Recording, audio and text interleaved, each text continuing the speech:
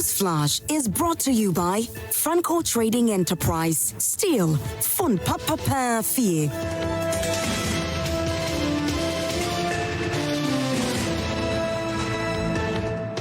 Hi there. Thanks a lot for staying with us here on Prime Morning. It's time for us to get into News Flash. It's proudly brought to you by Franco Trading Enterprise, Still Phones, Papa Pafi, the best of air conditions and CCTV cameras, telephones. If you need mobile phones, that's the place that you have to go. Franco Trading Enterprise is giving you quality, and we're asking you walk into any of our branches and enjoy a 40% discount on accessories that we're giving you. Now, those of you out there who want the biggest of television screens, you can also walk in there and grab something for yourselves. Now, don't forget, you can call us on the numbers that you see on your screens and make all the inquiries you want to make. Please do not call any number on social media. Call the numbers that you see on your screens. Better yet, you can also visit our website. It's www.francotrading.com, and Google Play Store. You can find us over there. Download the app. It's the Franco Trading app, and you're good to go. And that's a means of you connecting with us and getting to know exactly what we have in store for you. Now, don't forget, Franco Trading Enterprise has got branches across the country, and once you're able to reach out to any of our branch, you're definitely going to be served. The customer service is top notch, and so please do well and buy from us. Franco Trading Enterprise, Still Phones, Papa Pafi. Newsflash is by the kindest courtesy of Franco Trading Enterprise. This morning, we'll be looking at the front page of the newspapers that we've got over here, as always, and then we'll delve into our substantive issues. We've got two major issues to take a look at, and, you may be aware of what's ongoing with the Tamale Teaching Hospital. Now, the Minister of Health actually walked in there with the MP, Alaji Suyini, and upon reaching there was some confrontations with the issue of equipment and some negligence, and the minister got angry. Now, a few hours later, the minister actually sacked the CEO of the hospital. Now, he's been replaced with another person who is an NDC member, and there has been controversies surrounding that. A lot of people believe that the whole incident was an orchestration to be able to take the minister, the CEO off, and replace it with their own. And now the ministry has been responding to that. Alaji Suyini has also been responding to that as well. The Medical Association has also released a statement this morning that we'll be looking at also. They are demanding an apology from the ministry, and they have decided not to actually work. And I'm talking about the hospital. The OPDs have actually decided that they will not be admitted any more patients, but then they're going to be taking care of those who are already there. But they need the minister to apologize for that situation. Now, we'll be looking at that statement also here on the show as well. And then we'll go to GJA. The president, Albert Jumfo, has asked the president of the nation to declare a state of emergency on Galamsey, and he's also asking him to repeal the LI 2462. Now, we'll be looking at that conversation also here on the show. Don't forget that you can send your messages to us. Let us know what you think about any of those topics that we're tweeting today. And you can do so by our WhatsApp. Our WhatsApp line is active. We're streaming live on Facebook as well. So let us know what you think about these issues. Now, my guests are seated in the studio. Let me say good morning to them, and then we'll go on the front page of the newspapers. Now, I've got over here in the studio, and he's here for the first time, Mr. Seidu Musa. He's the Director of Communications for the NPP OT region. He's joined us here on the show. Good morning, bro. How are you doing? I'm doing very well. Great. How are the people of OT region doing? The people of OT are doing very well. Okay. We are grateful this morning for your time and your representation for the NPP here on the show. Have we, as the former vice president and the entire team, been at the OT region yet for the thank you tour? Possible they're going to be going there? Yes. When you look at the itinerary that they have published, I think they will be in the OT region on the 8th of next month. Okay. That'll be a lot of work for you guys then. Sure. Oh, the grounds are good. The grounds are very good. Okay. All right. Thank you very much once again, Mr. Said Musa. Now, also joining us this morning, as always, is the man that a lot of people love to love and love to call him the NDC man for no reason. Lawyer Kwame Jantua is here, and he's a full CPP. Lawyer, how are you? Good morning. I like your outfit. Thank you. You asked my brother, are the grounds good? You expect him to say the grounds aren't good. Well, maybe now they want to be candid. And so maybe if it wasn't good, he would be candid enough. Because if you look at what they have done with their reports, they want to be very, very candid with the people. They want the people to know what's on the ground and what's not. So that they don't suffer what they suffered again. Who would use his left hand to point to his father's house? But if you have Michael Quist's report that is telling you that A, B, C, D were wrong, let's do it right, and you still want to come to the people and lie, I mean... We need a very strong opposition, though. The MPP is not strong enough. It's very important that we need a very strong opposition, and that strong opposition should be transparent and honest. The challenge with our politics today is that we are not honest and we are not transparent. It's a huge problem for us. So, I mean, I wish them well. I really want to see them... You think the thank you tour is necessary? It is necessary. Why not? Why not? People voted for the MPP. Equally, as I wish them well, I wish the Nkrumah fraternity too well. It's high time we got up. We are slumbering. High time we got up. One person can't do it. People tell me, Mr. John, you are always on TV, Me, one person. Can I do it? Of course not. I can't do it. But we need a vibrant political society. Vibrant. We're not the kind of politics that we play. We are always, bickering and doing this kind of thing. Because where we are today, we are in the pits, aren't we? We're in the pits financially. We're in the pits. We have SOEs that we pretend to finance. And look through all the SOEs. One of the major challenges is that they are not financed. So it's a challenge. I will continue to say, and some people don't agree with me, we need a collective system of politics, collective, to bring this country back up to where it is. This, is challenging for us. It hasn't worked in this Fourth Republic. Something has to change. So I wish them. I wish the MPP well. Okay. Now that we're clear, where everybody stands. But how is your sister, Nanaya? How's she doing? I guess she's fine. She's a presidential staffer. Yeah. I think she's fine. She's doing well. You sure she's not eventually going to pull you also? Pull me where? To NDC. Pull me where? NDC. Have you forgotten I said and I've been saying? I understand, but the way she moved. I'm genetically CPP. Is she not? Who, Nanaya? I know she's CPP. So. But are you trying to tell me that if you belong to a certain party, okay, you don't belong to any party. John Mahama comes right now and says to you, KMJ, I want you to head my communications department in Flagstaff House. Would you say no because I don't love CP? I'm not NGC. Many others have. She is working for the country. That's the first point of calling. That's what I keep saying. Country first, not personal interest first. And people see going into another party or working for another party as, personal interest. Yeah. No, she's working for the country. We are all sitting around this table. Are we not working for the country?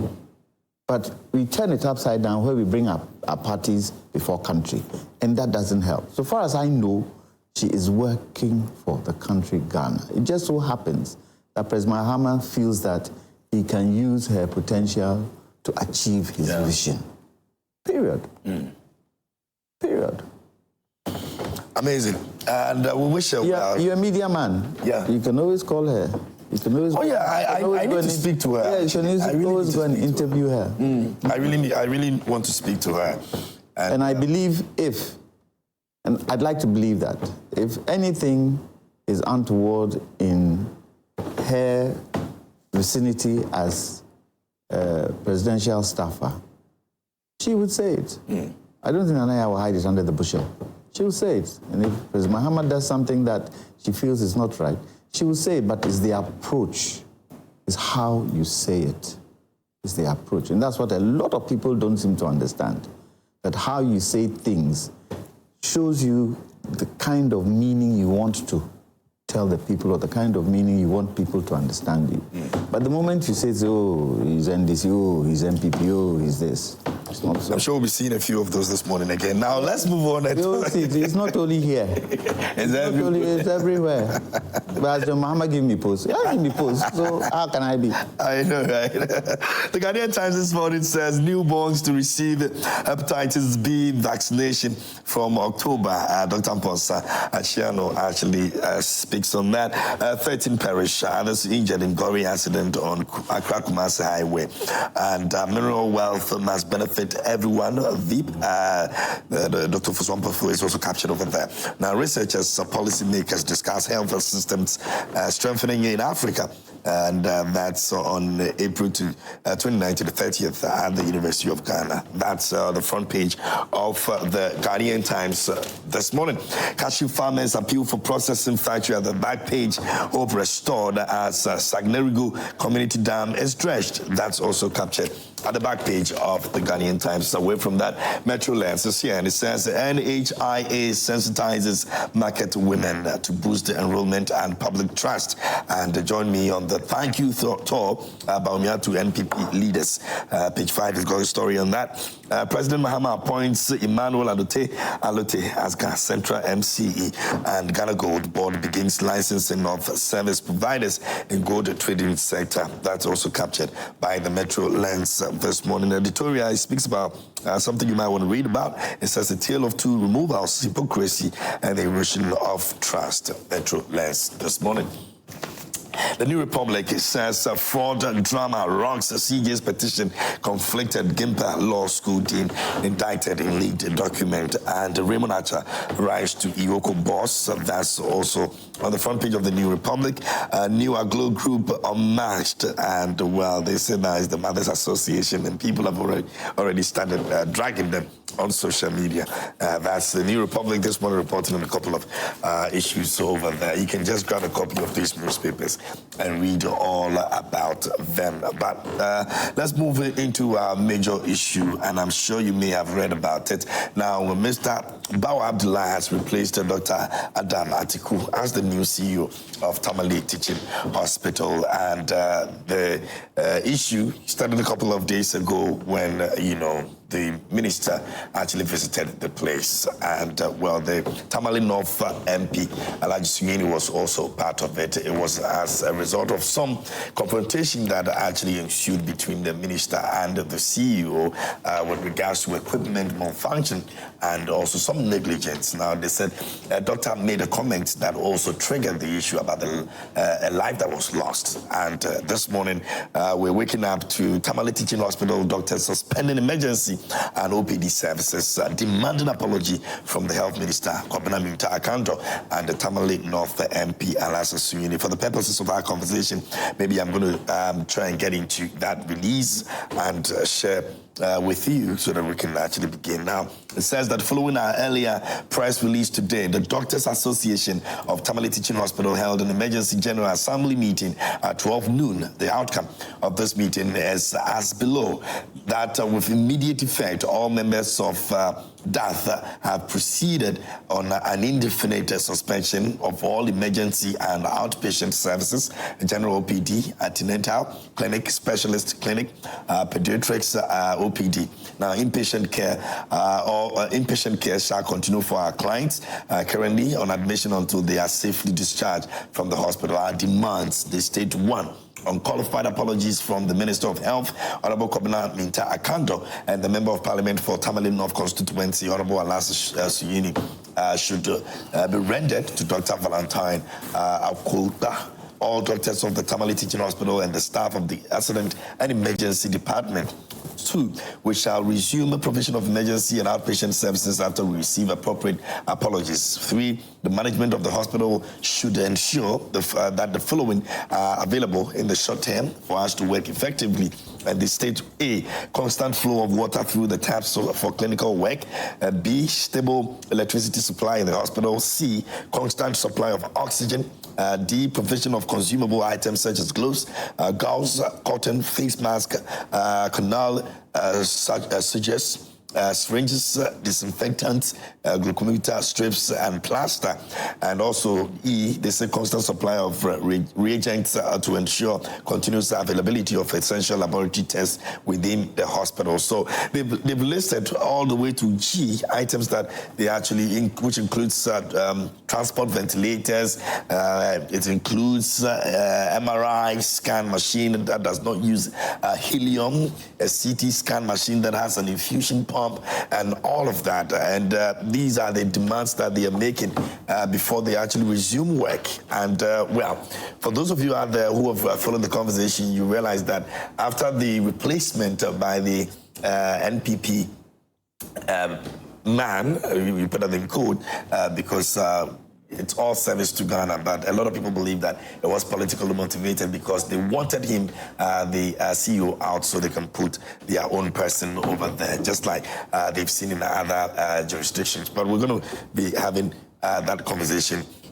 here on the show. So let me have your take on that, Musa. I'll begin with you. The MPP believes that this was orchestrated. Some people believe that it was just meant to take the man out and put an NDC person over there. Let me say a very good morning to the viewers of your station. Let me use this opportunity to pray for peace for the Republic of Ghana, especially for our brothers in Boku and in my own region and in my backyard in Nkwanta.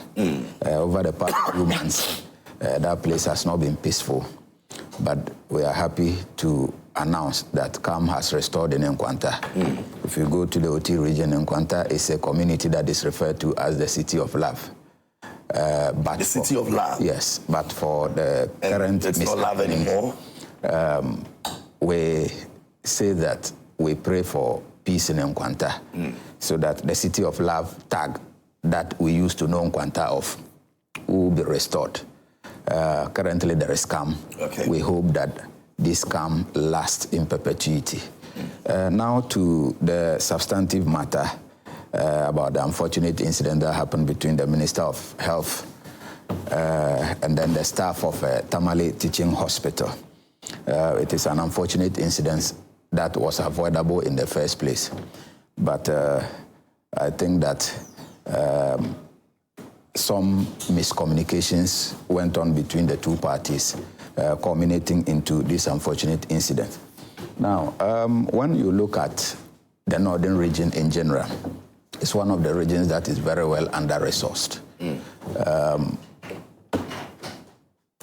In connection with the Tamale Teaching Hospital, you and I will agree that the Tamale Teaching Hospital is an under-resourced hospital as compared to those other hospitals we have in the region.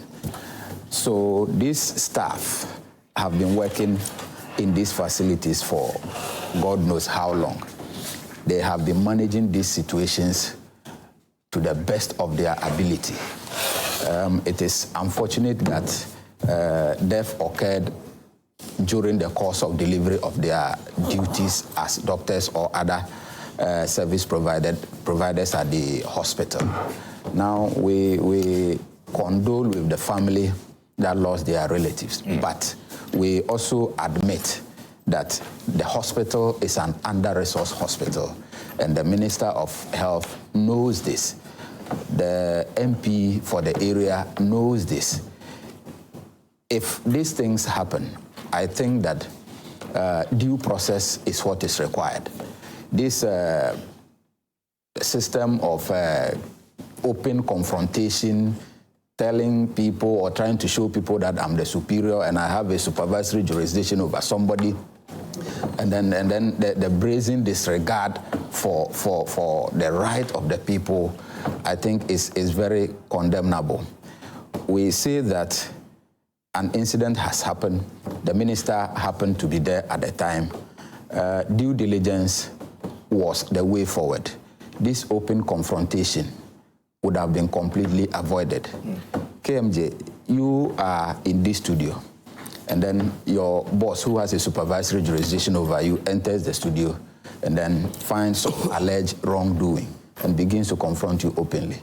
Your first reaction will be to defend your image because your reputation is at stake.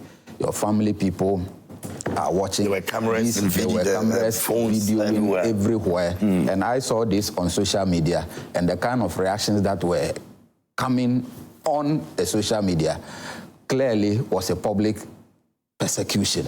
People are trolling this man and all that.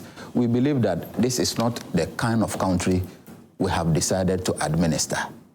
We have decided to administer a country with due process. If an incident happens, due process must be followed. I see no reason why there should be an open confrontation between two members of parliament, i.e. the Minister for Health, who is also a member of parliament, and then the member of parliament for Tamale North, in open confrontation with doctors who are providing services for the good people of those 5 northern regions. I think that we cannot encourage this. We must condemn it. We must make sure we put a stop to it. When you read the press release from the Doctors Association of Tamale Teaching Hospital, I think the press release is very timely. The press release is very apt. We don't only demand an apology for the affected doctors. We demand an apology as a country. The Minister of Health must apologize to the good people of this country for that behavior that is clearly avoidable. We think that public officials should hold themselves with a certain level of decorum. This abuse of power, this showmanship to tell everybody that, yes, I am the minister and I have arrived and I need to put everybody at their toes. You go to certain workplaces and the supervisor enters and everybody is like cowed into submission. When that happens, it hinders initiative. It kills people's initiative. It doesn't motivate people to give off their best. This doctor in contention now has been providing these services for God knows how long. An alleged wrongdoing, instead of the minister and the people who are in charge doing due diligence, they decided to go confrontational. And the whole story will have to shift from the right things that are supposed to be done to discussing this confrontation. When that happens, the right solutions that are supposed to be preferred for the deficiencies that were identified are glossed over, and everybody's attention will now be on the confrontation, just like we are discussing. Okay. Now, we are supposed to be discussing the causes of the incidents and the inefficiencies that were identified that caused that incident. But here we are, because of the avoidable nature of what happened, the minister's failure to exercise some due diligence, we are now discussing a whole confrontation instead of the real issues. I will say that wrap it up for me. We are building a nation.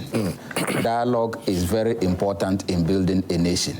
Situations like this will happen, but if we follow due process, we will get to the bottom of the matter and finally resolve the issues. Less than 24 hours after the sack of the CEO of Tamale Teaching Hospital, emerged a name to take over as the new CEO of the Tamale Teaching Hospital. Every reasonable person will arrive at an irresistible conclusion that it is an orchestration to get the CEO out so that the appointing authority will replace him with their most favorite. So if people begin to rant on social media that it is an orchestration to remove an alleged MPP person and bring in an NDC person, I think an ordinary person, on a layman, will arrive at the same conclusion. I don't know Mr. Atiku. I don't know his political coloration. I don't know Mr. Abdullah. I don't know his political coloration. But when you look at the turn of events and when you look at the circumstances surrounding what happened, we call this circumstantial evidence.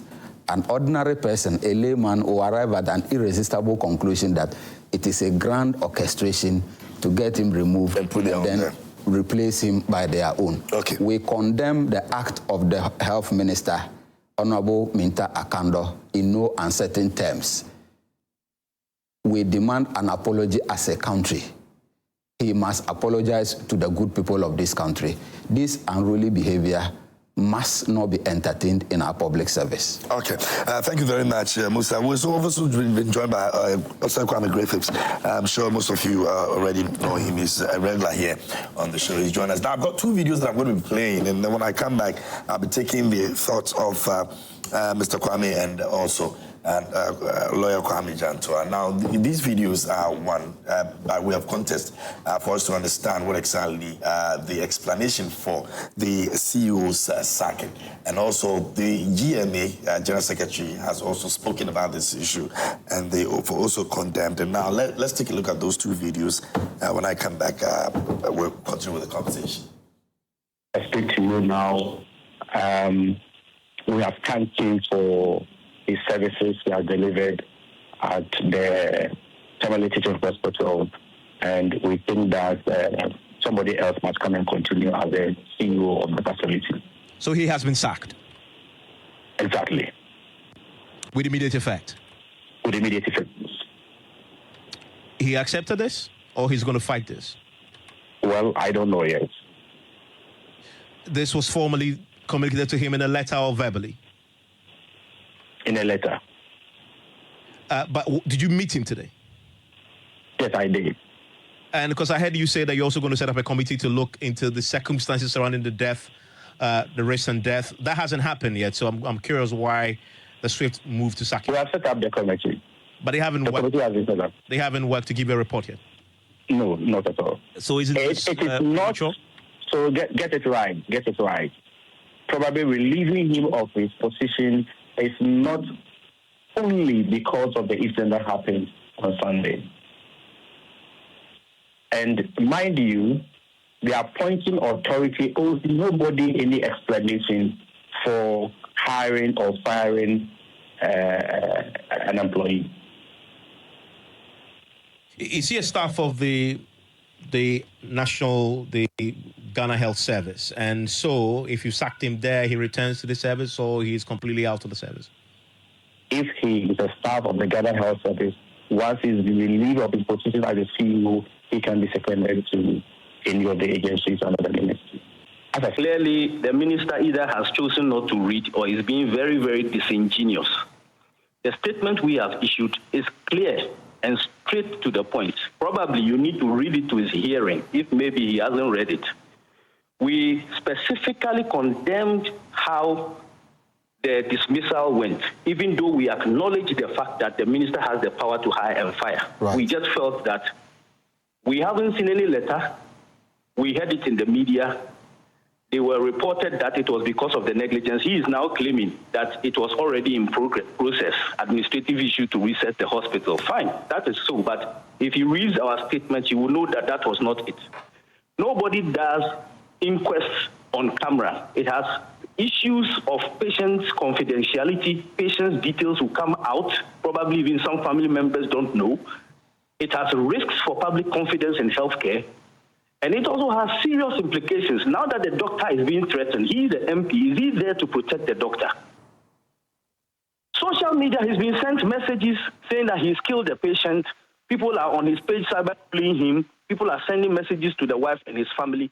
And all right, so those were the voices of the Honorable Minister Kando speaking to my colleague at Joint News and Joy FM, Evans Mensah, and confirming the sacking of the CEO. And also you heard about the General Secretary for the Ghana Medical Association also condemning the issue in an interview with Elton, probably my colleague on Joy News. Now, let me come back. Mr. Griffiths, I hope you're good.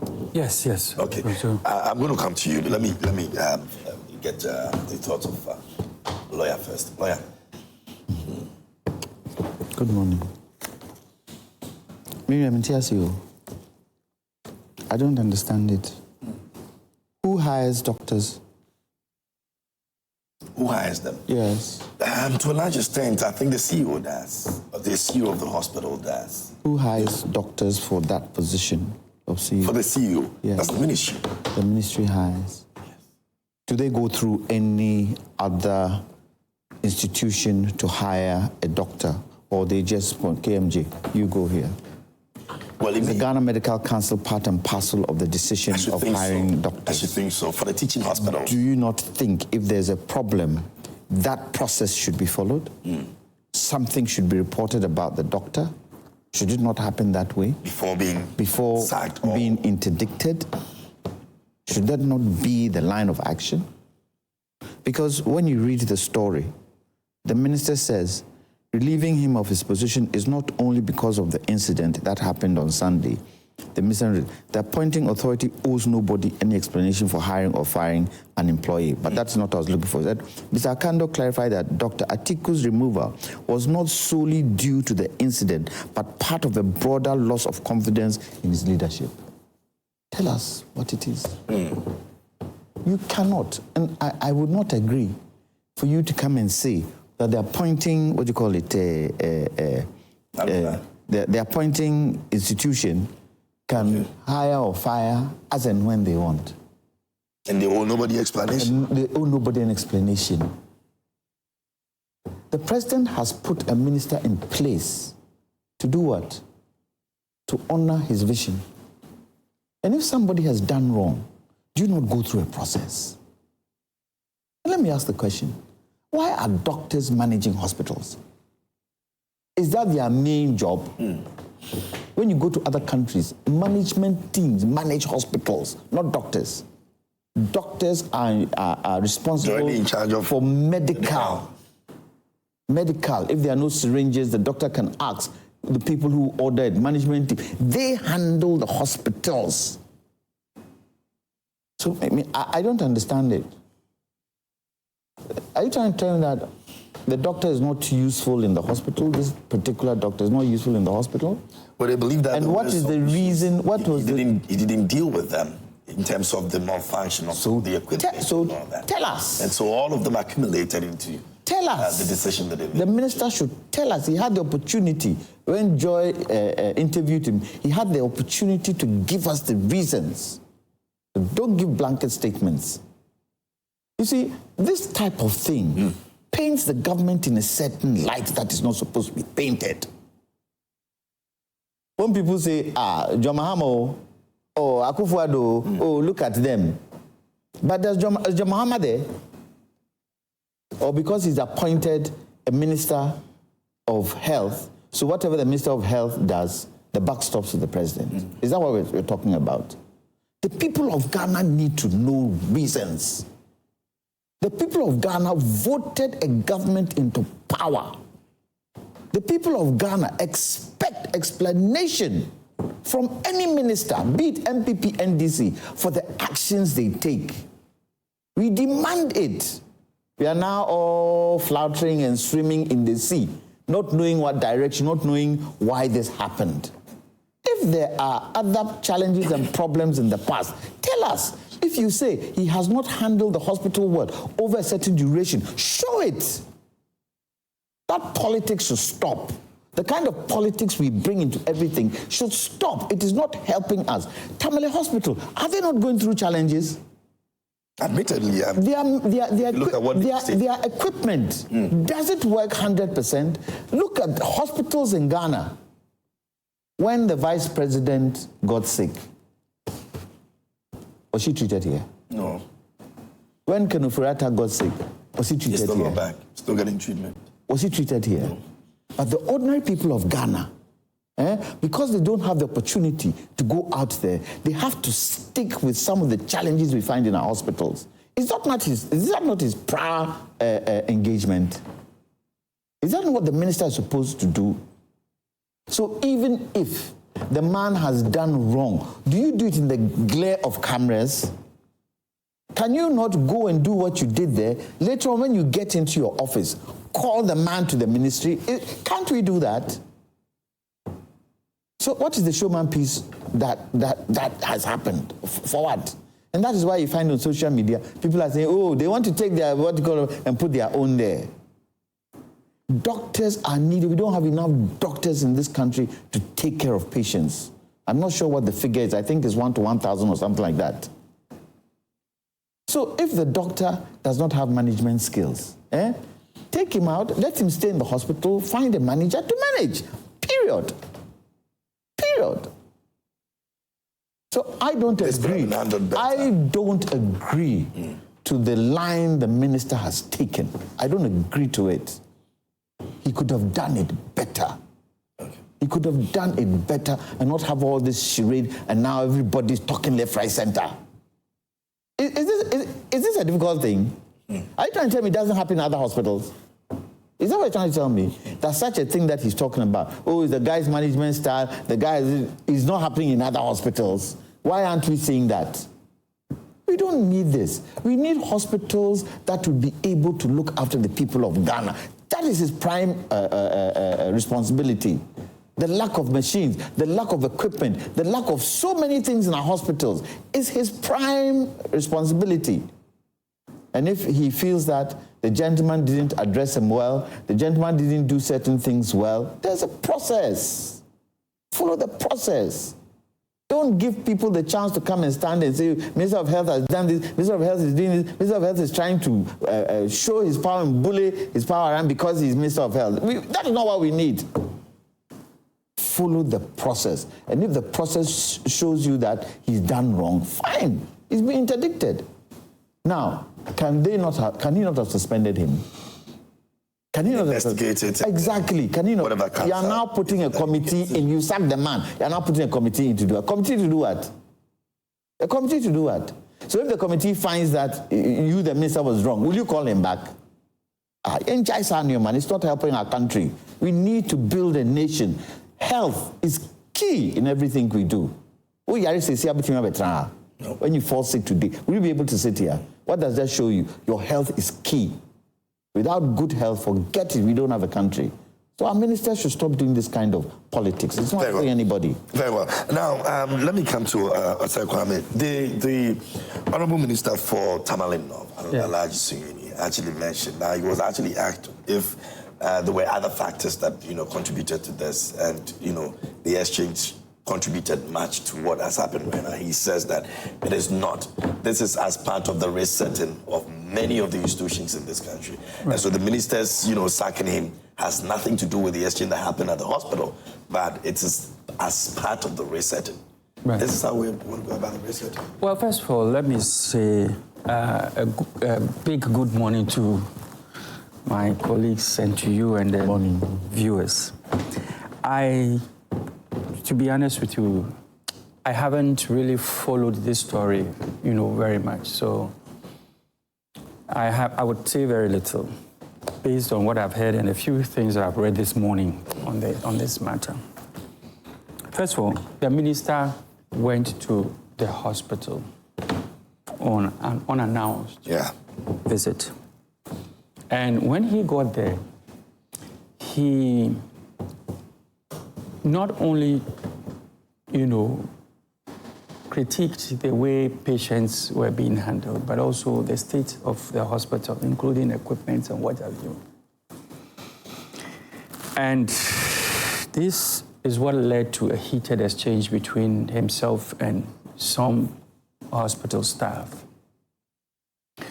And then subsequently, he also announced the dismissal of the CEO of the hospital. I think that nobody would take the mandate of the president, which is vested in the minister, for having the power to fire and hire a CEO to the hospital. But I believe it could have been done differently. And the reason why I'm saying that is that it is the actions and stuff that, initiated all this hula baloo in the media has painted a picture that perhaps it is only because of the exchange that led to the dismissal of the CEO of the hospital. Very little I've heard. The hospital was not being managed properly. And so perhaps it was already in the works that something had to be done. And that is probably what occasions the minister's unannounced visit to the hospital.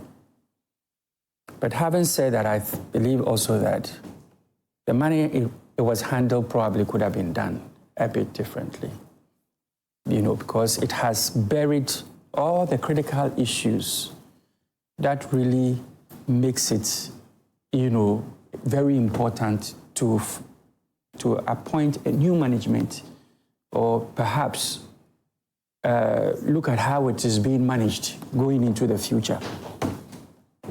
And also, what is a bit confusing to me is the setting up of a committee is like closing the stable after the horses have bolted. Yes.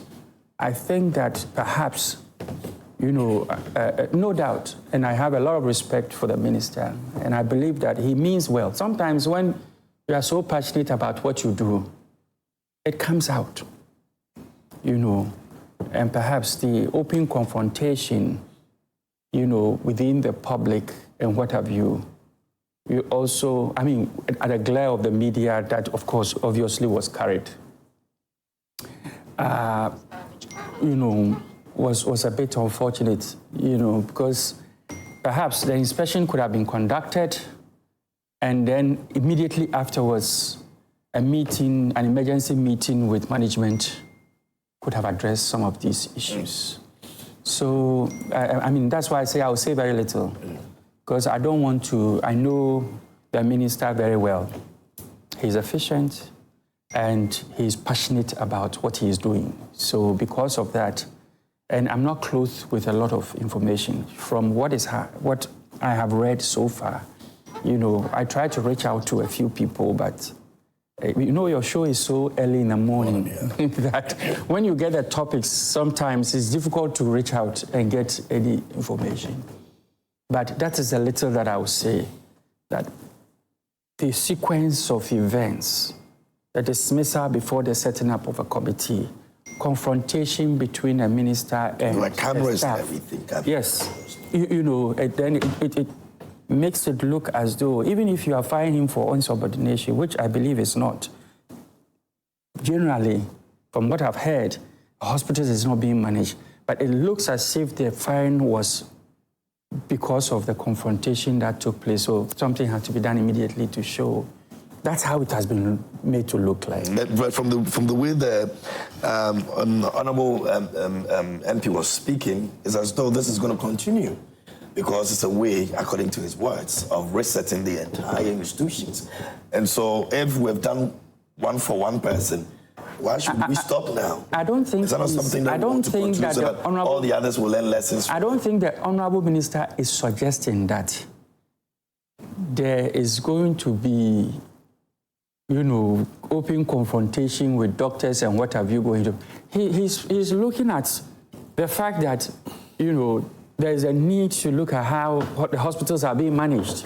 And based on that, he's saying that these actions of making sure the right management is in place is not that we are going to, go there and have this confrontation with doctors. Now, we've already used one person to set an example.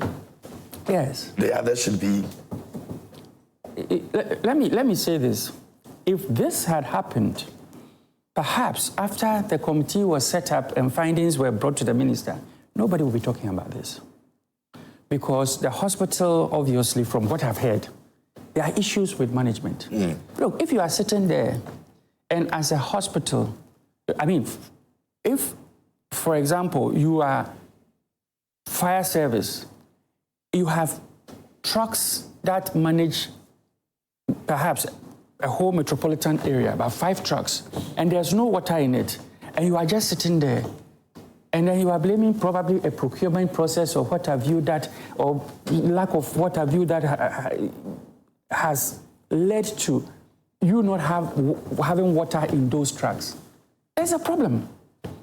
Because you didn't cry enough. You didn't, as a CEO of NIA, I came to a point where even sometimes fuel for generators became a problem at a point, right? I took action. I just didn't sit down and say, what, I'm not going to act. What if in his case he has also done that but didn't get the the support he needed. Well, let me say... And that's why maybe the committee investigation thing could have been done for us to know. How many... Yes. That is why I have said that. So yes, I'm agreeing with you on that. But there's a reason why the minister chose that hospital to do an unannounced visit. It means he's probably heard about things that we didn't know. He has, yes, we don't know at that time. So everything was planned. With the cameras and everything, it was planned. Well, the minister going to a place, sometimes you don't need to invite the cameras for them to show up there. So it wasn't... That is if you put the communication out there. Nobody would just wake up and say, I don't know the minister is coming, but I'm going to just wait for him with a camera. He could have also not visited there and decided to relieve the man of his duty. That could have happened. But I'm just saying that the way the sequence of events has painted a certain narrative in the media, and that's unfortunate. That's why I'm saying that it could have been handled in a different way, so that instead of discussing the actual issues and the problems at Tamale Teaching Hospital, that is perceived to be a management problem, partly a management problem. Instead of discussing those issues, we are talking about confrontation and the show of, power and what have you, So in that light, I believe that things could have been handled differently. KMJ, yeah. Why do we have a budget? Why would the government put a budget out? Is there a reason? Or is it just for show? Of course not. You put a budget out to tell the people how you are going to manage institutions. That's one of it. How you're going to manage the country's finances. Whose responsibility is it to make sure that hospitals have the required finances? Whose responsibility is it? So if you have tankers and there's no water, how do you expect the CEO to find money to put water in those tankers? Is that his responsibility? Yes, his responsibility is to make sure that things are working. So if he's put a call to government that we need money in the hospitals, we don't have water, we don't have X, we don't have, and the money isn't coming, how do you expect the hospital to be managed properly? It's a chain. It's a chain. And the chain ends with adequate finances to manage the hospital. If the money is there and the money has been misappropriated, that's a different kettle of fish. That's a different kettle of fish. Let me finish. I'll come back to you. That's a different kettle of fish. That is why I felt the minister should outline what the challenges are. For us to say, yes, the man needs to be interdicted.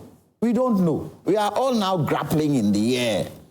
Well, the hospital, according to the release that they put out, they've put some clarity into some of the things, the challenges they are facing.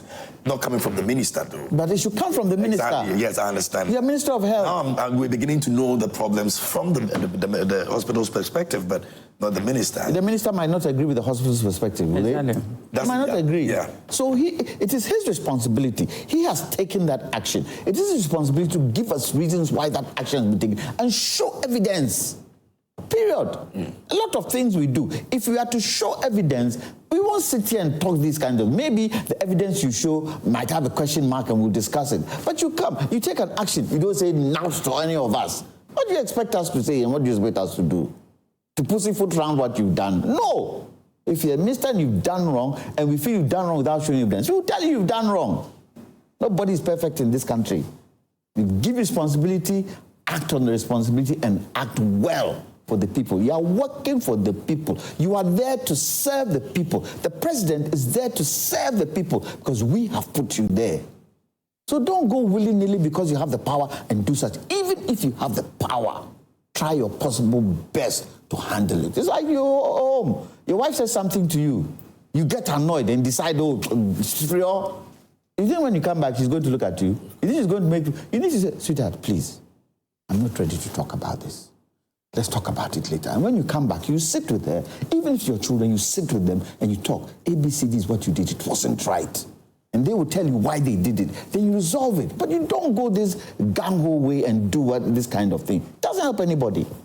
Musa, I'll come to you. Okay, you just go ahead. Yeah, End for me and then I'll read some. Let me put Senior Janto's argument in perspective with respect to the doctor-patient ratio in this country. As we stand, it stands to, at 1 is to over 6,000 patients. One doctor is to over 6,000 patients. That's a wide margin. That is a wide margin.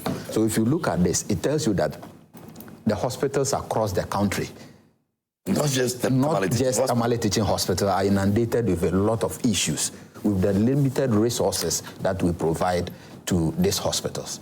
I know Tamale Teaching Hospital very well. And if you go to the hospital, you will appreciate what these people go through in delivering health services to the people around that area. Very, very, very unfortunate. I think that this incident, like I keep saying, is avoidable. But what surprises me is where my senior is coming from. You could see that this whole thing was premeditated. It was orchestrated because when you look at the video circulating on social media, there were two ministers there, the Minister of Health and then the Honorable Member of Parliament for the good people of Tamale North, who is also a deputy minister, I think. If Minister of Health got it wrong, I think the other minister, who is also an MP, should be seen calming some nerves, not also engaged in the same confrontation. Now, when you listen to the audio you just played, the minister indicated clearly and unequivocally that the appointing authority owes nobody any explanation with regards to how they fire and how they hire their employees. I think that having watched the video and then analyzing the attitude of the minister, this shouldn't have come from the minister after this incident. So it tells you that when you look at the chronology of events, it tells you that there is a certain premeditation. They intended what they were doing. Otherwise, after this incident, you will not come in an interview and tell the whole country that you as a minister owe nobody any apology as regards to how you hire and fire your employees. I believe at that moment, nerves might have come down. There might have been some sober reflection, and the minister shouldn't have spoken in this tone. This tone clearly sounds disrespectful to these people, the people of this country. And it tells you that there is a certain orchestration to get these people out. Like you said, there is a certain resetting agenda. The question is, what is the resetting that we talk about every day? Is it the case that the resetting means you throw due diligence into the dustbin and do what you like? It is the case that reset means you go into the public and persecute people without giving them an opportunity to explain themselves?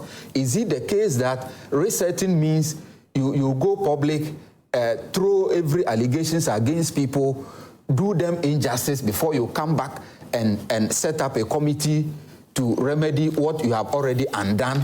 Is that what the reset means? If that is what the reset means, then it is unfortunate that the good people of this country did not queue on the 7th December 2024 to vote for this kind of reset. They voted for a certain reset that will give a certain image, a positive image to this country. They voted for a reset that will acknowledge due diligence and follow processes to a very good conclusion. They voted for a certain reset that has some respect for the dignity of people. They voted for a certain reset that will provide the needed support where there are issues. Tamale Teaching Hospital has a lot of issues. This morning we should have been discussing the issues confronting Tamale Teaching Hospital. But unfortunately, a certain power outplay, somebody just think, I am the Minister of Health, I am the MP, I have been given authority by the President. The President gave you authority to project his vision, to make sure his vision and mission comes to a very good fruition. Not this kangaroo style of trying to tell everybody that I am in power and I have the power to do A, I have the power to do B. This is not the reset Ghanaians have voted for. We think that we must follow due process. Doctors in this country are going through a lot. when you look at the doctor-patient ratio that we just talked about, it tells you that they do a lot of sacrifice. They deserve praise rather than this open confrontation from state actors. Okay. So Kwame, let me take your... Well, first of all, I have indicated that... Remarks, and then let me just... I have indicated that, the confrontation and perhaps the sequence of events were a bit unfortunate, and they have painted a certain, narrative that perhaps this was, probably in the workings. If it was, actually, based on information that there were plans to dismiss the CEO, there's nothing wrong with that. Actually, where I'm a bit, uncomfortable is, the statement by the minister saying that he owes nobody, because he's appointed by the president, who is appointed by the people of this country. So the people of Ghana, should always be addressed with issues. You can never be, I owe nobody an explanation when you are occupying certain positions. So I have already indicated that. But like I said, it takes away, the unfortunate aspect is that it takes away from the issues of leadership and unfortunate things that are happening at the hospital. That rather should be what we are discussing. And when my brother is saying that if there is no money, the entire budget process begins with the institution. And you send your budget proposals to your ministry, you go and argue it out, you go and defend it in Parliament. And after that, a budgetary allocation is made for you. Some of these institutions, you'll be surprised that their main mandate and what is mission critical to their main mandate may not be the ones that they will be budgeting for. You understand what I'm saying? So it's not always the case. That is the lack of funds. Sometimes funds are being provided, just that it is. So we don't know that here. As we sat here and condemned a lot of, they say somebody's raiding somebody's house when they didn't. We all said, we assumed that they didn't have a warrant, yet it emerged that they actually did in some instances. So that's why I'm very careful, going into the details of some of these issues. So I think that the minister means well. He's probably a bit overly enthusiastic about what he's doing. Okay. Maybe we'll wrap on that note. Let me just... Kwame says it's not about resources. The minister mentioned resources in there. Yeah. It has to do even with some of the equipment that they have and all that, which of course they also ask about the state. And it's a tall list of things that they need. If you go through the list, you realize that they need a lot. And let's long-standing issues such as irregular water supply, unstable electricity, inconsistent oxygen provision, and the lack of essential medical consumables, including gloves, gauzes, face masks, syringes, all that kind of stuff is there. Yeah, it's a lot. It's a lot. But let me read some messages before that. Dr. Adam Atiku, I'm sure a lot of people probably may have heard about him for the very first time. He was the director of medical affairs of the Tamale Teaching Hospital and the practicing nephrologist, physician, and a senior lecturer at UDS School of Medicine until his appointment as CEO of the Tamale Teaching Hospital in November 2022. Over the past 10 years as a clinician and lecturer, his focus has been on expanding access to dialysis treatment in northern Ghana and prevention of kidney diseases through public education and community engagement. He loves to teach and holds a joint master's degree in health professions education from the Suez Canal University, Egypt, and the University of Maastricht in Netherlands. He has been involved in the training of medical students, house officers, and residents for several years. Since joining the management of the Tamale Teaching Hospital, he has been working to transform the hospital into a model reference center in Ghana through quality leadership and leveraging on strategic partnerships and collaborations. And so someone may have asked, did he not deserve to be in that position? what is making him go through all the challenges that he's going through in terms of managerial skills and all of that. So if you see just a bit about him, you realize that he's somebody who has also contributed, not just at the hospital, but, you know, education-wise, he's done a few things with UDS as well. So it's unfortunate that we had to go through this, you know, whole thing, confrontation and all that, but we're hoping that we're able to settle this issues. Now, let me get some messages that you've sent to us. This one over here says, special greetings to you. I am Norbert Yawo Tenu from Nungwa, Krowo constituency. Honorable Dr. Agnes Nalumulate and the Gender Minister's constituency. His Excellency John Dramani Mahama has done the needful by suspending the Chief Justice. I am very happy. To say our dear President has started the reset agenda on a very good note. May you live long, President John Dramani Mahama. This one over here says the minister should resign in 2 weeks' time, or else we, the Tamale people, are not happy. And this approach is a politically motivated. All right. Another one over here says there's a reset indeed. NDC man criticizing his own minister. We didn't see this under NPP, and the person survived. Patrick in Accra sent in that one. A little bit of disagreement, and yes, it's run into something else. Good morning, Joy Prime. Akufo-Addo can exercise his constitutional mandate as a president, but Mahama cannot. Why is the micro-minority led by Afenyo-Markins behaving like school children? They complained about the NIB going after the thieves amongst them and now complaining about the removal of the CJ. They still haven't learned a lesson from their defeat during the election. We voted for accountability, so they shouldn't get us angry. And that's from what is as I said, Trail and Bella.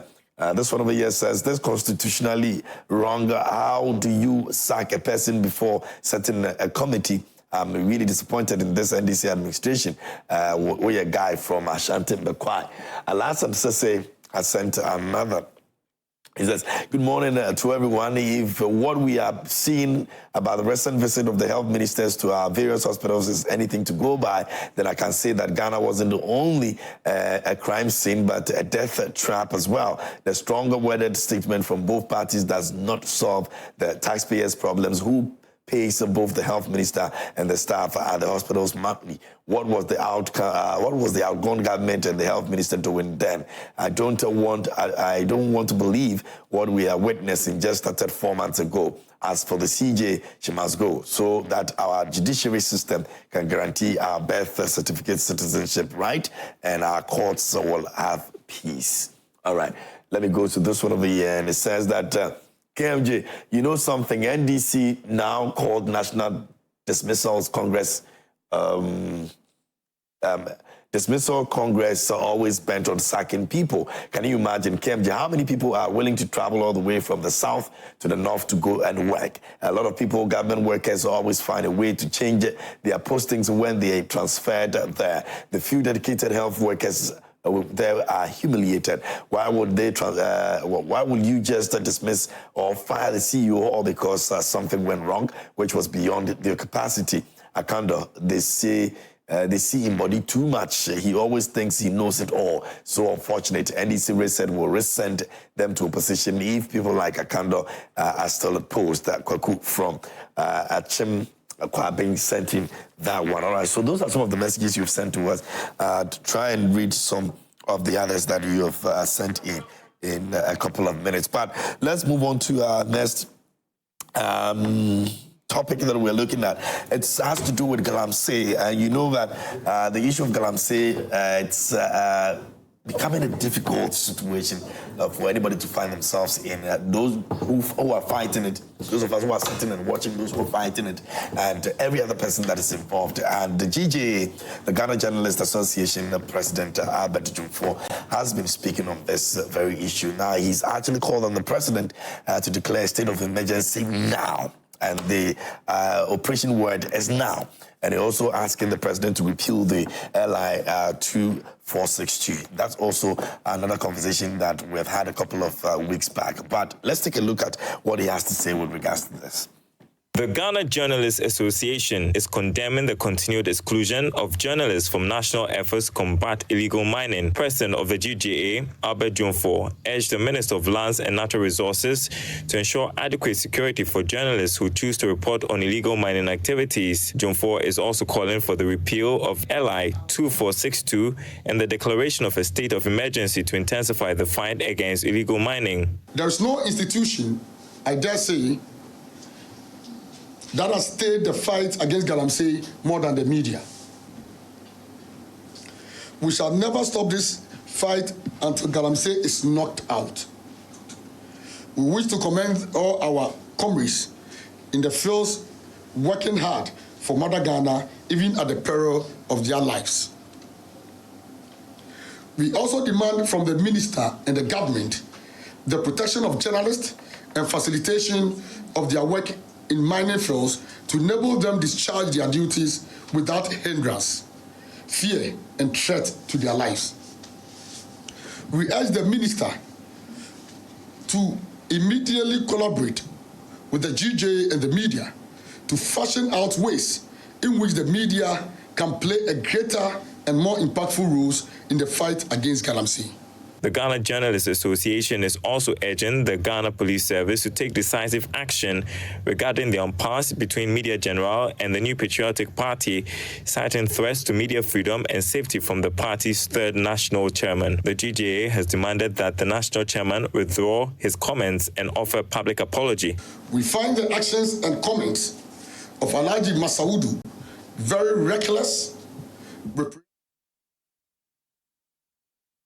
All right, that's the president of GJA, Albert Jumfor, speaking in a press conference that he put together with the issue of Galamsey and how some,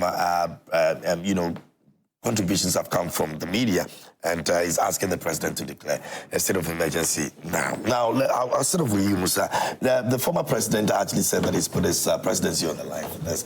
Now, there were also calls for him to actually declare a state of emergency at the time. It never happened. Now, I remember very vividly when there was a program at the conference center, this same GJA president was invited to speak, and he spoke vehemently on the issue of Galamsey. In fact, when he finished and he sat down with the president, because he was sitting next to the president, the former president looked at him some way. There was clear indication that he was not happy about the way he went about things. Now, this same person is speaking about the same issue again after, a new president has come into office. And nobody seemed to be actually worried about the state of emergency, both former president and the current president. Let me commend the president of GJA for once again showing the resolve to combating this menace of Galamsey. You recall that this whole fight against Galamsey was started by a media coalition. This whole fight emanated from the media. The president then joined the media in an attempt to fight this menace of Galamsey. We all know the things that came out, the consequences of this resolve to fight against Galamsey. In 2020, there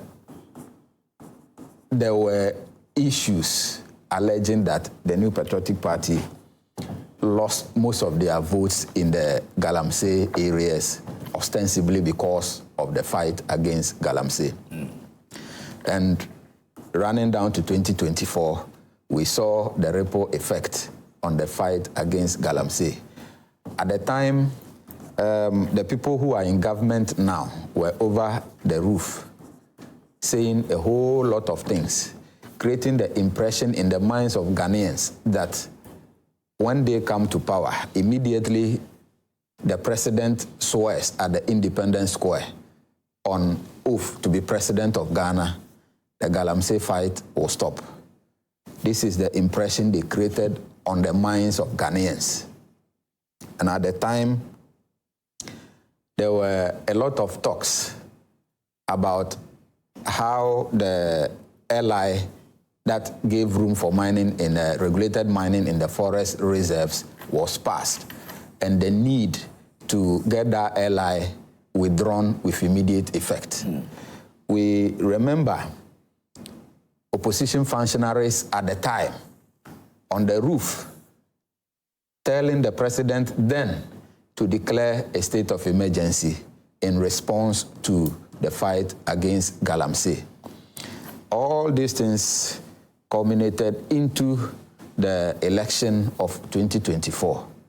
Fortunately and unfortunately, those who were on the rooftop calling for a state of emergency, Ghanaians listened to them. Those who were on the rooftop calling on the repeal of the LI, Ghanaians listened to them. Ghanaians queued on the 7th of December 2024, gave them an overwhelming mandate in anticipation that this overwhelming mandate will give them the power needed to combat Galamsey.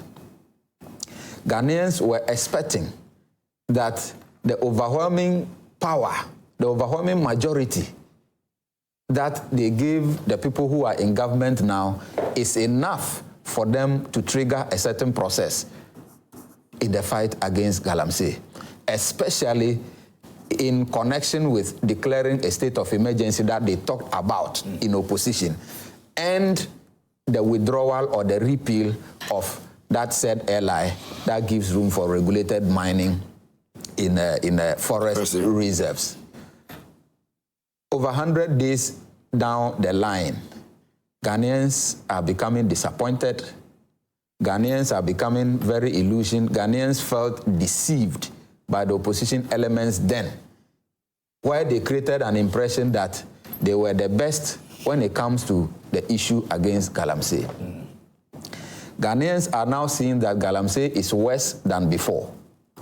Ghanaians are now seeing, including the media, that there is no blueprint as far as the fight against Galamsey is concerned.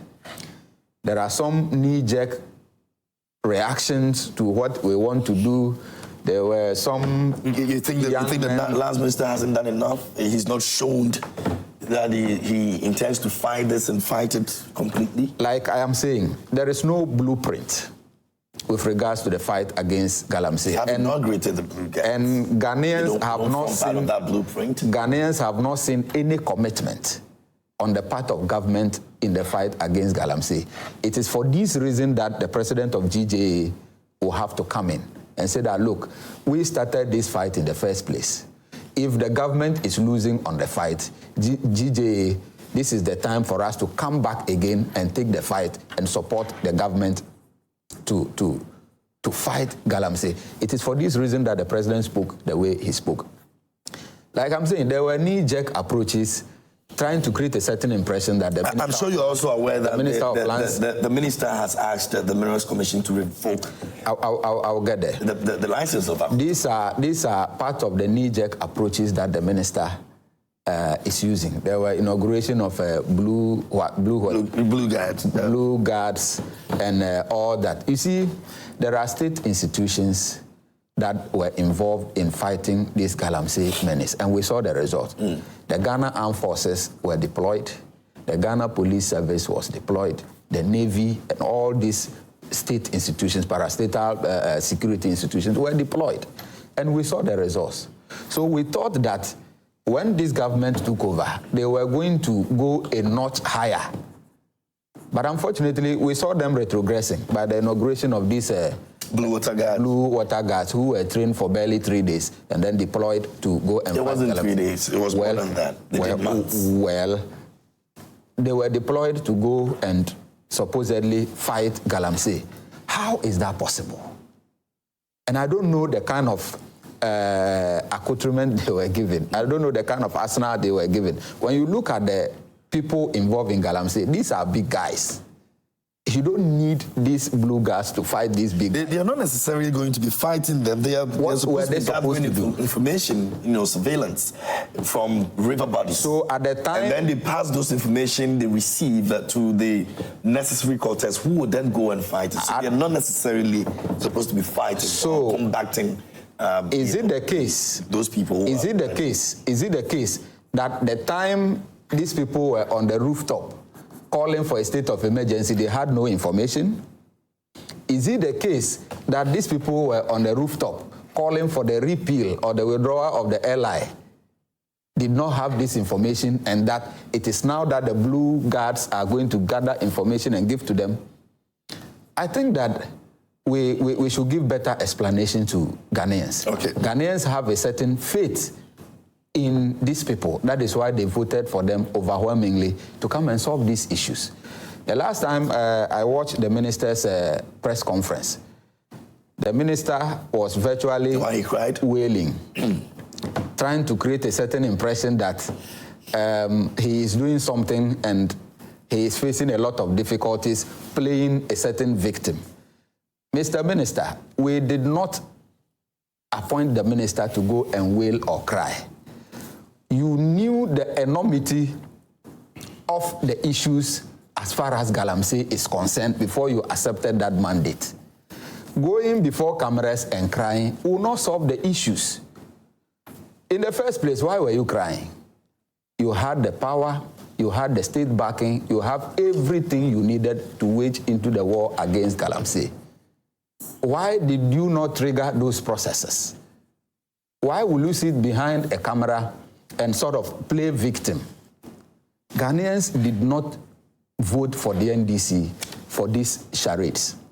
Ghanaians voted for them because they realized that the government at the time was not doing enough. So they expect more from this government. Okay. They do not expect them to go before cameras and begin to cry. And you know, the interesting thing... Yeah, wrap up for me. The interesting thing is that anytime President Mahama is in government and his appointees cry publicly, the aftermath is a serious problem.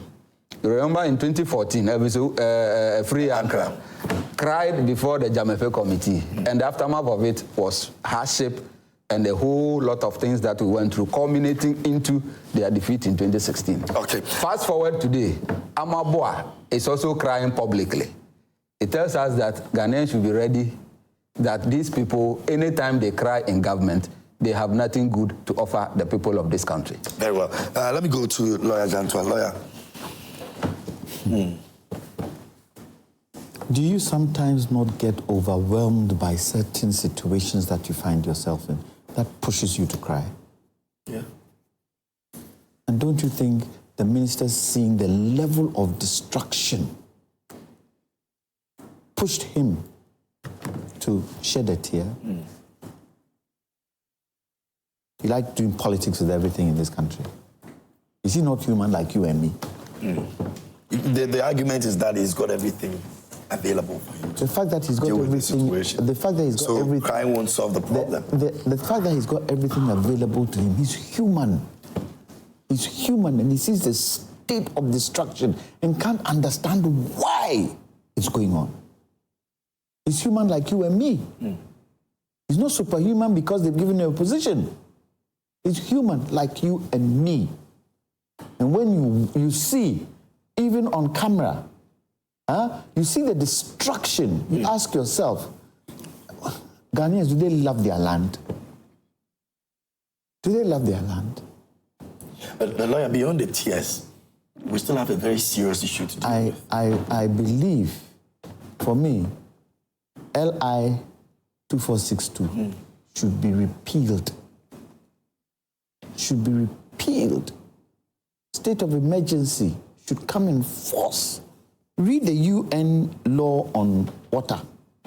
You don't even want to. Even at war, even at war, you don't even play with water. Yeah, you don't want to go there.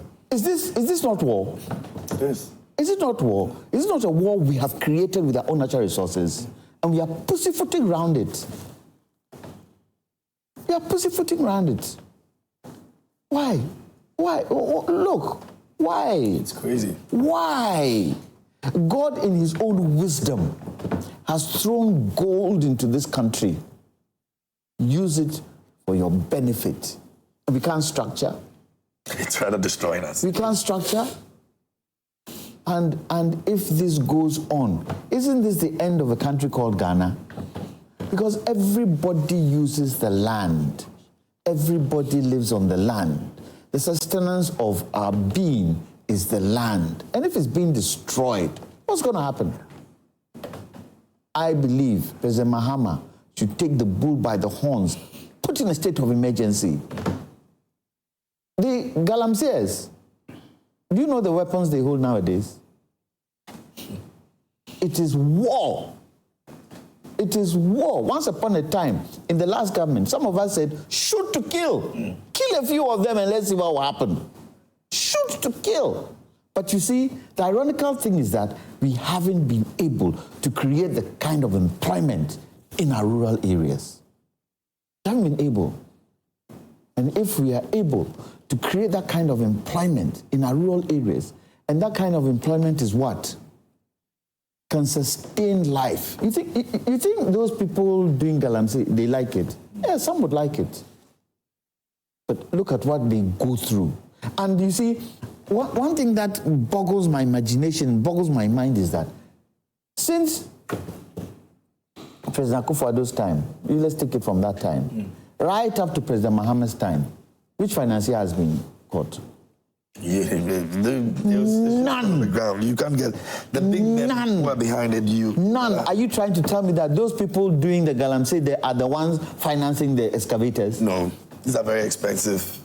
You're talking about billions. Look, I think last year I read somewhere that Ghana spent nearly $2 billion buying excavators. Yeah, you're talking about billions. $2 billion buying excavators. And what? Destroying our land. President Mahama should put in a state of emergency. It's an act of war. Foreigners are coming into your country, destroying your land. Is it not an act of war? Russia, are they from Ukraine? Are they not foreigners? Are they not destroying Ukraine? Isn't Ukraine fighting back? And we sit, and we come and sit on TV. We talk about it, dance about it, talk about it, dance. Talking and dancing about it is spoiling our country. That even by the roadside, by the roadside, near police stations, people are doing, we are sitting. Doesn't make sense to me. I expect President Mahama to do what? State of emergency. Equip the army. The last time, when did President Mahama wear his Navy regalia? Oh, last week. Was it last 2 weeks? Was it last 2 weeks? 2 weeks. Last 2 weeks. What does that tell you? He's commander. We want you to act as commander. Show these people that you cannot come into our country and spoil our land. And that the Minister of Interior comes to tell us that, oh, we'll deport the foreigners. Deport who? And the Ghanaians, what will you do to them? Prison them. You rather jail them? Is the Ghanaians who have the money? Come on. Come on. Let's do things right. All our water bodies are polluted. And very soon, the ordinary man will not be able to import water. The person sitting, middle class people, they might be able to import water. What does that do? And you see, the moment the ordinary man gets, his back is, hit the wall, where does he go? It is we who live in the community. They'll start attacking because they have this notion that, you can afford, not knowing the problems you are going through. President Mahama, I don't know why the NDC in opposition indicated state of emergency and today it's not happening. They did say LI 2462, they'll do what? They'll repeal it. So you are trying to tell me when the president put his line, is what you call it? Presidency on the line and did nothing about it, you're also following the same thing. Look, if you're even saying that it affects what? It affects the legal mining companies. Revoke it and then get back to Parliament and do a new law that will protect them. If they are mining in forest areas, they are guilty. They are guilty. Because really, I don't understand why President Akufo-Addo took this particular law to Parliament and the parliamentarians too voted for it. I don't understand it. And the major question that should be asked, and which I continue to ask, how do political parties fund themselves in this country? Let's go down that line. Whose responsibility is it? Isn't it the Electoral Commission's responsibility to see how political parties fund? The Electoral Commission should sit up and take it on. How do they finance themselves? Let's ask parliamentarians, one after the other. The Speaker, what did he say? Did he not say in Parliament that you parliamentarians who are doing galamsey, you should stop? Did he not say it? So they know that politicians who are in there, are we scared to expose them? Minister of Mines and what do you call it? Natural Resources. The list you have of politicians, you even say you don't know the other people finance. The politicians who are in Galamsey, expose them. That is why we put you there. Because very soon, you heard, in the certain, I think it's Western region, people are doing Galamsey under their homes. There's a place, a building here. Yes. And there's an excavation. How? And there are human beings standing there. Can you imagine? In their houses there. Can you imagine? Kwame Nkrumah would turn in his grave with all this going on. Our forefathers who fought for independence for this country, they'll be turning in their graves. Why? Can we not handle it? Is that what we are saying? Or is it because of personal interest? Okay, that's a big question. I'm not sure I can answer. Let me come to the kind of life these people live with. I think it is important to state that government is fighting Galamsey in a way that has not been done in the past. Really? Of course. I mean, you know, we talk as if nothing is being done and it's business as usual. No. It's not. More can be done. That's what they're saying. More can be done. I'll allow you, but more can be done. There's an ultimate decision that can be taken for us to make a very significant impact in this fight. Sure. Which you and I know that is what we are talking about now. Okay. That has not been done. And you believe that what government is doing in peace will be able to solve the situation we are in right now? It's not in peace. In peace, I mean peace by peace. But we've seen, we'll reform this, will say, we'll do this, go and do this. They are all, things that... Somebody will say, thought approach. Exactly. Maybe that should have even been the right word for me to use. Let me say this. Let's not forget where we have come from. And within the 4 months of President Mohammed's administration, where we are now, and if we should engage making this same progress, it is very obvious that we will get somewhere very, very soon.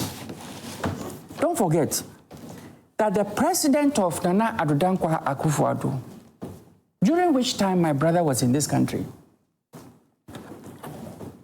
said he had put his presidency on the line. I don't know whether it was a dry line, what kind of line he was talking about. Now, so we had Operation Galam Stop, right? These people, don't forget, Galamsey didn't start from today. It didn't even start from President Akufo-Addo's time. It's always been there. During this period of Operation Galam Stop, some excavators were burned. Action was taken against Galamsey, which was ongoing. And a good number of excavators were seized. Party leadership and government leadership took some of these excavators back into the forest.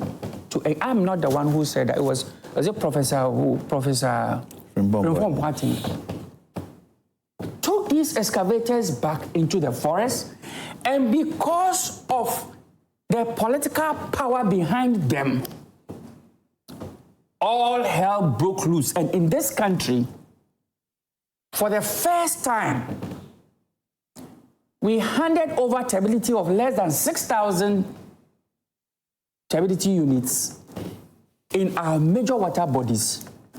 Before the 2024 election, it was at 14,000.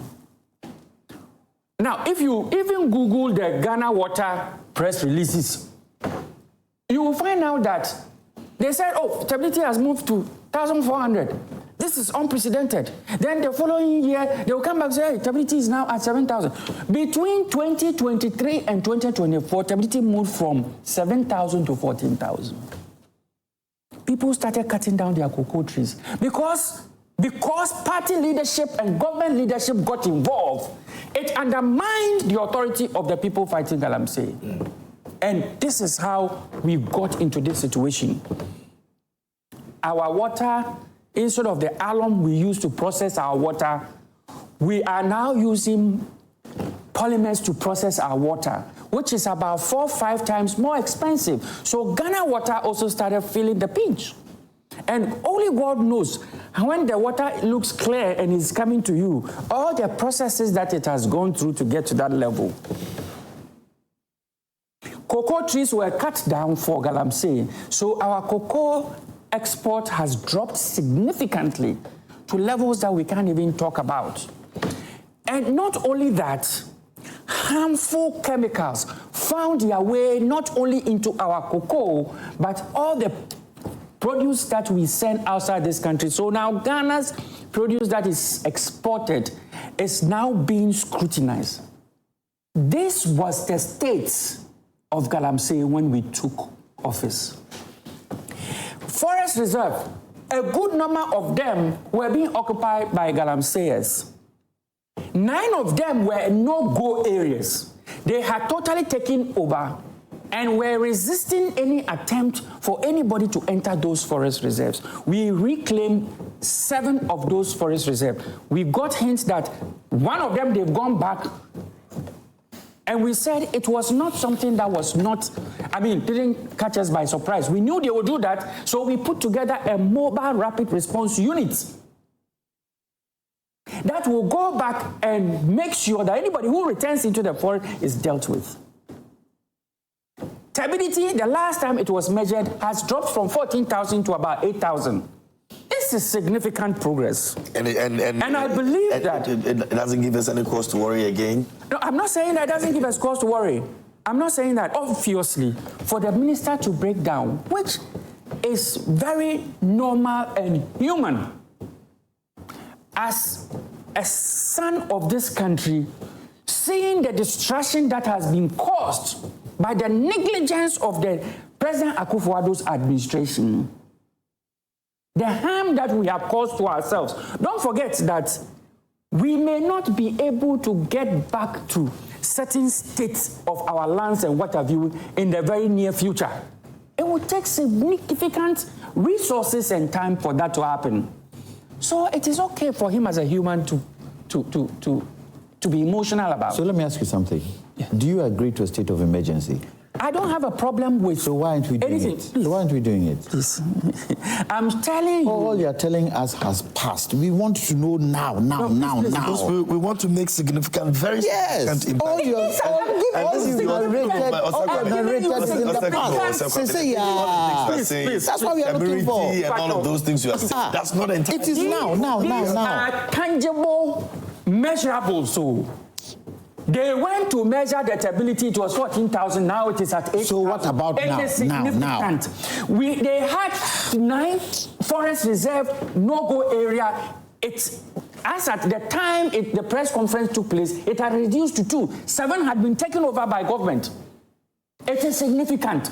And the minister has not reported lately on what is happening. So we don't even know what has happened. This was just within a matter of 60 days. So why don't you want to put a state of emergency in? I want to understand. I'm not saying that I don't want to. No, why doesn't the NDC want to put a state of emergency in? Why do you say the NDC doesn't want to? Government, it's in your hands now. Why don't you want to put a state of emergency in? Please, I'm not saying the people are armed today, and you're getting terrorists from the sub-region coming in and you to protect. And you think that it is only a state of emergency that will handle. It will start something. Please. It will start something. Please, I beg you. You know, after my brother here, did you call for state of emergency during that time? Okay, my time is up. We have to be going now. Please, I beg you. It is important to make Ghanaians know that we've made significant progress. The force that is in the forest, of course, were overpowered before we took over the 7. The 2 that are left, it is just a matter of the fact that the minister has not held a press conference recently. I don't think they are still Let me ask a question. Let me ask a question. Why did President Rawlings bring in, what do you call it? The 10-year thing that Ghana went through? That we had to sleep at a certain time. The curfew. The curfew. Why did he bring in curfew? Oh, that was a security measure. Exactly. Exactly. Do you think that the NDC, if even in June of 2024, between June and August, they had President Akufo-Addo's administration had reclaimed 77% of the no-go areas in the forest reserve, 7 by 9 of the no-go areas, and there's active military and police present and forestry commission guards present, and they are combating Galamsey the way it's being done now. The NDC probably would have asked for a statement. No, we probably wouldn't have. I'm just telling you that. So you are there now. You are there now. Oh, you are there now. Are you telling me that we haven't done anything? No, that's not what you're saying. That's what you're saying. We are saying you can do more. Okay, unfortunately, my time is up. I don't have time again. I don't have time. Just a minute. Musa. Just a minute. No. Everybody's going to go through the same thing. Now, no. Let me ask. I need a minute. Musa. A minute. Just a minute. Just a minute. You can't do 1 minute for me. Give me 30 seconds. Okay. You see, I'm surprised that my brother here is trying to refine his language. How am I refining it? They were campaigning. They made categorical statements. All right. Yes. And I am happy my senior Jantua is confirming those statements that they are calling for state of emergency. But they are calling for a repeal of LI 2462. These are specific promises they made. Does it mean that we are not? Which of these do you want to become a pope? Don't worry about the names, just by face. This is a Ghanaian, by the way. I'll always go for my own. Okay, so Cardinal Texan is the man that you want to go for. What's that called? Which one? Of course. Oh, okay. Although I think he's one of the eldest, the oldest one. Yeah. Yes. Yeah. He stands potential, winning. Wouldn't that be wonderful? That would be good. But the politics is playing. I said the conclave. There's a movie called The Conclave. If you watch, you see the politics. The politics the is playing. That goes on behind these things is crazy. Anyway, on that note, we say a very good morning. My prayer is that the white smoke should produce a black pope. Let's hope so, and it will be difficult. Anyway, thank you so much, gentlemen, for joining me this morning here on the show. I really appreciate you. Would like to say a big thank you to Franco Trading Enterprise, No Phones, Papa Papi, and this was just the kindest. Franco Trading Enterprise.